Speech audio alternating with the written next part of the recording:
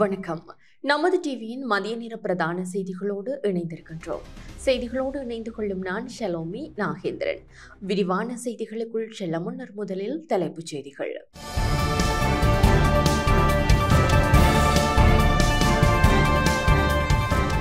அமெரிக்க வரி விதிப்பு, இலங்கை பிரதிநிதிகள் குழு வாஷிங்டனுக்கு.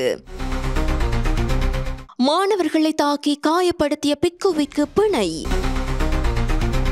இருவேறு பகுதிகளில் பஸ் விபத்துக்கள், ஒருவர் பலி, பலர் படுகாயம். நீதிமன்றத்தில் ஆஜராகும் முன்னாள் அமைச்சர் துமிந்த திசாநாயக்க. பசிலுக்கு எதிரான வழக்கு ஒத்திவைப்பு. எஸ்ஜேபியின் தொகுதி அமைப்பாளர் பதவிகளிலிருந்து பலர் ராஜினாமா. ஐரோப்பிய ஒன்றிய இறக்குமதிகளுக்கு 50% கூடுதல் வரி விதித்த ட்ரம்ப். தொடர்பான உள்நாட்டு செய்திகள்.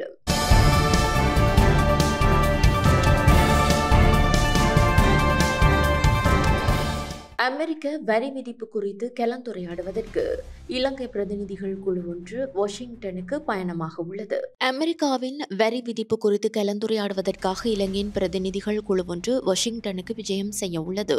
அமெரிக்க வர்த்தக பிரதிநிதி அலுவலகத்தின் அழைப்பின் பேரிலேயே குறித்த குழு வாஷிங்டனுக்கு பயணிக்க உள்ளது. இரு நாடுகளுக்கும் இடையிலான இருதரப்பு வர்த்தக உறவுகளை வலுப்படுத்துவதற்கான முயற்சிகளை நோக்கமாக கொண்ட இரண்டாவது நேரடி சந்திப்பு இதுவாகும் என ஜனாதிபதி ஊடக பிரிவு தெரிவித்துள்ளது. தற்போதைய பொருளாதார முன்னுரிமைகளை கருத்தில் கொண்டு வர்த்தக ஒத்துழைப்பை மேம்படுத்துவதற்காக புதிய வழிகளை ஆராய்தல் மற்றும் இலங்கைக்கு நன்மை பயக்கும் பிரதிபலன்களை பெற்றுக்கொள்ளல் என்பன இந்த கலந்துரையாடலின் நோக்கம் என குறிப்பிடப்பட்டுள்ளது. ஹஜ் பெருநாளை முன்னிட்டு அனைத்து முஸ்லிம் பாடசாலைகளுக்கும் விடுமுறை வழங்கப்படுவதாக கல்வி அமைச்சு அறிவித்துள்ளது. புனித ஹஜ் பெருநாளை முன்னிட்டு அனைத்து முஸ்லிம் பாடசாலைகளுக்கும் ஜூன் 6 மற்றும் 9 தேதிகளில் விடுமுறை வழங்க கல்வி அமைச்சு தீர்மானித்துள்ளது. ஹஜ் பெருநாள் எதிர்வரும் ஜூன் 7 தேதி கொண்டாடப்படவுள்ளது. குறித்த தினங்களுக்கு பதிலாக எதிர்வரும் 26 தேதி மற்றும் 27 தேதிகளில் பாடசாலை நடத்தப்பட வேண்டும் என கல்வி அமைச்சு தெரிவித்துள்ளது. அத்துடன் முஸ்லிம் பாடசாலைகள் இரண்டாம் தவணை 26 தேதி ஆரம்பமாகும் என கல்வி அமைச்சு மேலும் தெரிவித்துள்ளது. 11 மாணவர்களை அந்த பாடசாலையின் அதிபரான பௌத்த பிக்கு ஒருவர் தாக்கி காயப்படுத்திய சம்பவம் ஒன்று அம்பாறையில் பதிவாகியுள்ளது. 11 மாணவர்களை பிரம்பால் தாக்கி காயப்படுத்திய குற்றச்சாட்டின் அடிப்படையில் கைது செய்யப்பட்ட பாடசாலை முதல்வரான பௌத்த பிக்கு ஒருவர் தலா 5 லட்சம் ரூபாய் மதிப்புள்ள 2 சரீர பணிகளில் செல்ல அம்பாறை நீதிமன்ற நீதவான் உத்தரவிட்டார். அம்பாறை நகர பாடசாலை ஒன்றில் கடந்த மே மாதம் 16 தேதி மாலை தரம் 5 மாணவர்கள் 11 பேரின் பெற்றோர்கள் பாடசாலை அதிபரான பௌத்த பிக்கு கொடூரமாக தாக்கியதாக குற்றச்சாட்டினை முன்வைத்தனர். இதற்கமைய அம்பாறை வலய கல்வி பணிப்பாளர் மற்றும் அம்பாறை மாவட்ட சிரேஷ்ட போலீஸ் அத்தியட்சகர் ஆகியோர் குறித்த மாணவர்கள் மீதான தாக்குதல்கள் தொடர்பில் விசாரணைகளை முன்னெடுத்தனர். தாக்குதலினால் பாதிக்கப்பட்ட மாணவர்கள் மீதான வைத்திய அறிக்கைகள் பெறப்பட்ட நிலையில் 11 மாணவர்களை தாக்கிய சந்தேக நபரான சுகதகம சீலா ரத்ன தேரர் போலீசாரால் கைது செய்யப்பட்டிருந்தார். நாடளாவிய ரீதியில் 2 வெவ்வேறு பகுதிகளில் ஏற்பட்டுள்ள விபத்து சம்பவங்களில் சிக்கி 35க்கும் மேற்பட்டவர்கள் காயமடைந்தனர். நுவரெலியா கண்டி பிரதான வீதியின் லபுகலை டொப்பாஸ் பகுதியில் பஸ் விபத்துக்குள்ளானதில் 22 பேர் காயமடைந்தனர். குருநாகலிலிருந்து சுற்றுலா பயணிகளுடன் பயணித்த பஸ் ஒன்றே இவ்வாறு விபத்திற்குள்ளானது.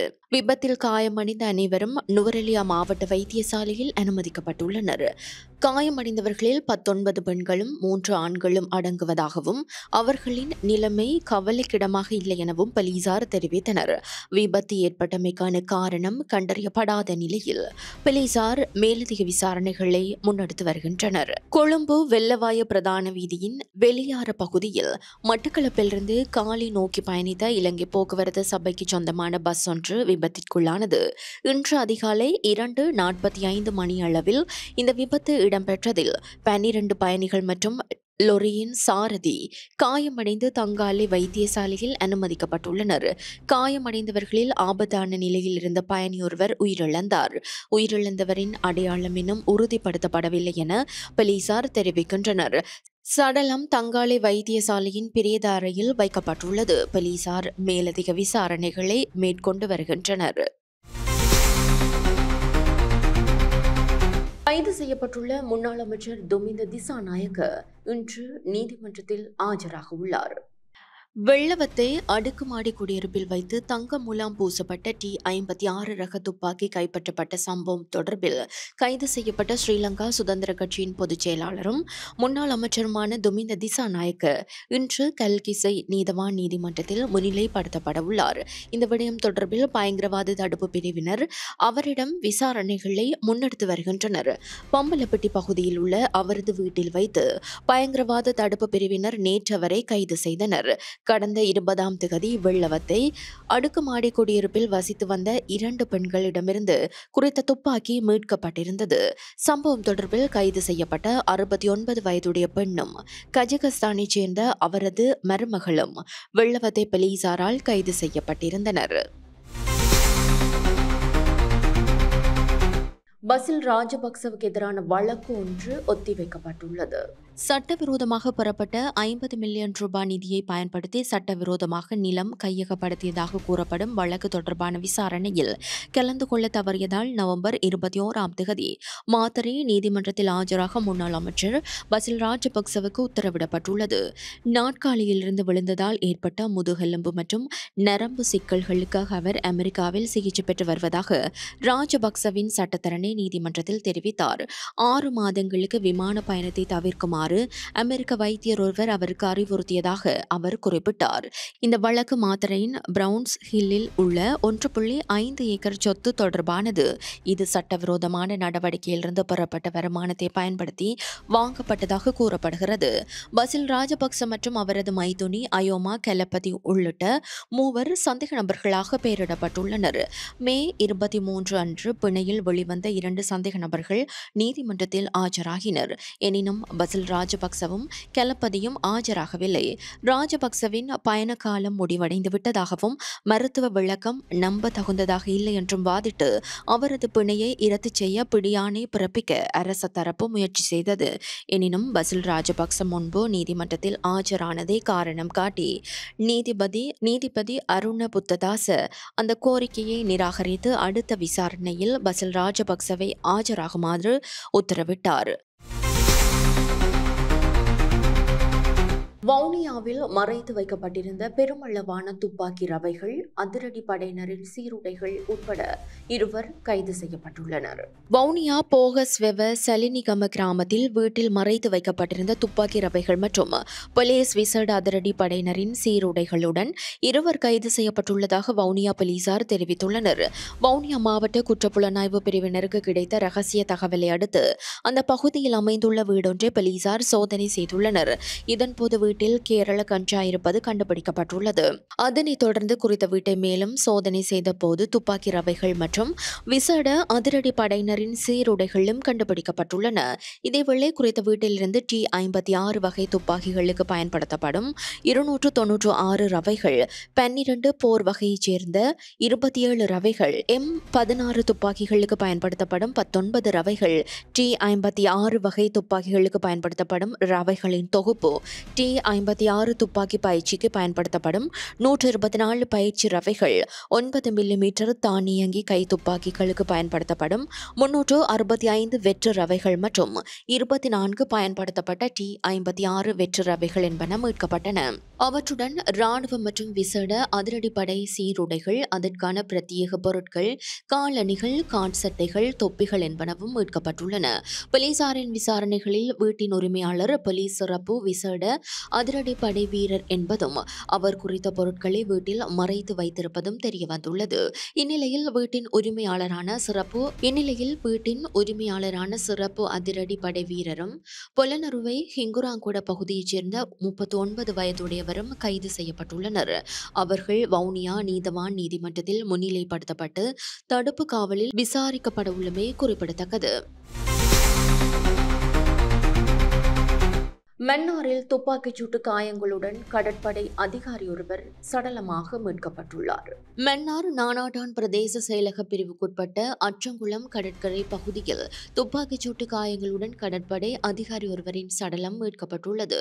குறித்த அதிகாரி தன்னை தானே சுட்டு உயிரை மாய்த்து கொண்டுள்ளதாக ஆரம்பகட்ட விசாரணைகளில் தெரியவந்துள்ளது. குறித்த சம்பவமானது அச்சங்குளம் கடற்கரை ஓரத்தில் அமைக்கப்பட்ட கடற்படையின் கண்காணிப்பு காவல் அரணில் இடம்பெற்றதாக தெரியவந்துள்ளது. மரணத்திற்கான காரணம் இதுவரை தெரிய வராத நிலையில் போலீசார் மேலதிக விசாரணைகளை முன்னெடுத்துள்ளனர். ஐக்கிய மக்கள் சக்தியின் தொகுதி அமைப்பாளர் பதவிகளிலிருந்து பலர் விலகியுள்ளனர். முன்னாள் பாராளுமன்ற உறுப்பினர் ரஞ்சித் அல்லுவிகாரே ஐக்கிய மக்கள் சக்தியின் ரத்தோட்டை தொகுதி அமைப்பாளர் மற்றும் பிரதி தேசிய அமைப்பாளர் பதவிகளை ராஜினாமா செய்துள்ளதாக தெரிவித்துள்ளார். இதேவேளை மாத்தளை பிரதான அமைப்பாளராக பணியாற்றிய முன்னாள் பாராளுமன்ற உறுப்பினர் வசந்த அல்லுவிகாரே மற்றும் தம்புள்ளை தொகுதி அமைப்பாளராக பணியாற்றிய முன்னாள் மாகாண அமைச்சர் ஜம்பிக்க விஜயரத்ன ஆகியோரும் தங்கள் பதவிகளில் இருந்து விலக தீர்மானித்துள்ளதாக தெரிவிக்கப்படுகிறது. ஐக்கிய மக்கள் சக்தியின் பதுளை மாவட்ட பாராளுமன்ற உறுப்பினர் சமிந்த விஜயஸ்ரீயும் பண்டாரவள்ளை தொகுதி அமைப்பாளர் பதவியிலிருந்து விலகியுள்ளார். இது தொடர்பான கடிதத்தை நேற்று கட்சித் தலைவர் சஜித் பிரேமதாசவிடம் அவர் கையளித்திருந்தார் என்பதும் குறிப்பிடத்தக்கது. பாராளுமன்றத்தில் சைகை மொழி உரை பெயர்ப்பு வசதியை விஸ்தரிக்க தீர்மானிக்கப்பட்டுள்ளது. இலங்கை பாராளுமன்றத்தில் உறுப்பினர்கள் மற்றும் பணியாட் தொகுதியினருக்கான வழக்கு நடவடிக்கைகள் மற்றும் சட்ட ஆலோசனைகள் குறிப்பிடத்தக்க அளவு அதிகரித்திருப்பதால் இதற்கு தேவையான சட்ட ரீதியான ஒத்துழைப்புகளை வழங்கும் நோக்கில் பாராளுமன்றத்தில் சட்ட பிரிவொன்றை உருவாக்குவதற்கு பாராளுமன்ற பணியாட் தொகுதி ஆலோசனை குழுவில் தீர்மானிக்கப்பட்டுள்ளது. குறித்த குழு சபாநாயகர் ஜெகத் விக்ரமரத்ன தலைமையில் அண்மையில் கூடிய போதே இந்த தீர்மானம் எடுக்கப்பட்டுள்ளது. அத்துடன் பாராளுமன்றத்தில் தற்போது நடைமுறைப்படுத்தப்பட்டுள்ள சைகை மொழியிலான உரை அமைப்பை மேலும் விஸ்தரிப்பதற்கும் பாராளுமன்ற பணியாட் தொகுதி ஆலோசனை குழுவில் தீர்மானிக்கப்பட்டுள்ளது. இதற்கமைய விசேட தேவையுடைய பொதுநலவாய பாராளுமன்ற உறுப்பினர்கள் மூலதன முதலீட்டு நிதியத்தின் அனுசரணையுடன் பாராளுமன்ற குழு அறைகள் 5 மற்றும் 6 ஆகியவற்றில் சைகை மொழியிலான உரை பெயர்ப்பு வசதிகள் வழங்கப்பட்டுள்ளன. தொடர்வது சர்வதேச செய்தி.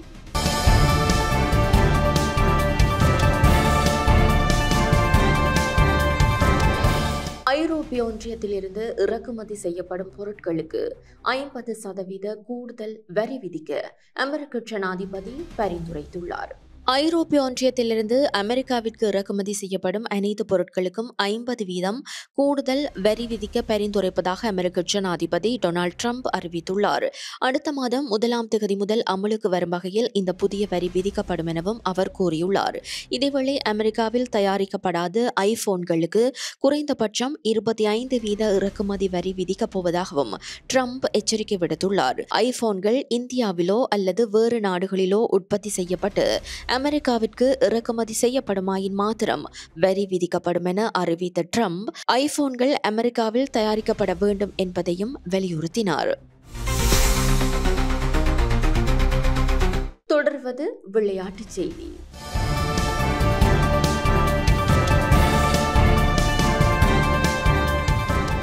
ஐபிஎல் தொடரின் 66வது போட்டி இன்று நடைபெறுகிறது. ஐபிஎல் தொடரின் 66வது லீக் போட்டி இன்று நடைபெறுகிறது. இந்த போட்டியில் டெல்லி கேபிட்டல்ஸ் பஞ்சாப் கிங்ஸ் அணிகள் மோதுகின்றன. இன்றிரவு 7:30 அளவில் இந்த போட்டி ஆரம்பமாக உள்ளது. இவ்விரு அணிகள் கடந்த 8ஆம் தேதி தர்மசாலாவில் சந்தித்த போது இந்தியா பாகிஸ்தான் சண்டை காரணமாக எல்லையில் தாக்குதல் தீவிரமானதால் மைதானத்தில் மின்கோபுர விளக்குகள் அணைக்கப்பட்டு போட்டியும் பாதியில் கைவிடப்பட்டது. இந்த போட்டி தற்போது மீண்டும் நடத்தப்பட உள்ளமை குறிப்பிடத்தக்கது. இத்துடன் நமது டிவியின் மதிய நேர பிரதான செய்திகள் நிறைவு பெறுகின்றன. உமது அடுத்த பிரதான செய்திகளை இன்றிரவு எதிர்பாருங்கள். வணக்கம்.